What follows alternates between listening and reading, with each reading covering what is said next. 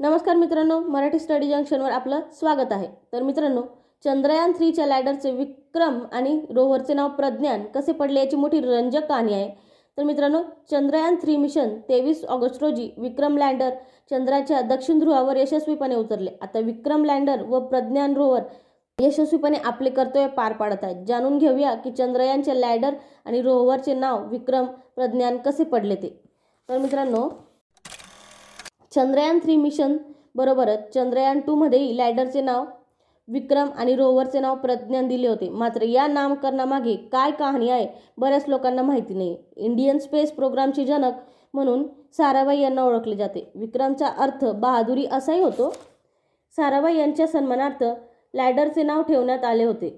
चंद्रयान 2 च्या तुलनेत चंद्रयान 3 मध्ये विक्रम लँडरचे पाय आणखीन मजबूत बनवण्यात आले होते, जेणेकरून चंद्राच्या पृष्ठभागावर आणखीन मजबूत पाय रोवून उभा राहू शकेल।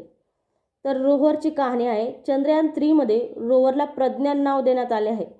याची उत्पत्ती संस्कृत पासून झाली आहे। याचा अर्थ विजडम मध्ये बुद्धिमानाशी जोडला आहे। या नावाच्या मागील कहाणी आहे की शास्त्रज्ञांच्या मतानुसार याचे काम चंद्राच्या पृष्ठभागाचे निरीक्षण करून माहिती गोळा करणे आणि यासाठी रोव्हरला आपल्या बुद्धीचा वापर करावा लागेल।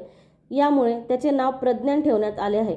तर मित्रांनो, ही होती रोव्हर आणि लँडरच्या नावाची कहाणी।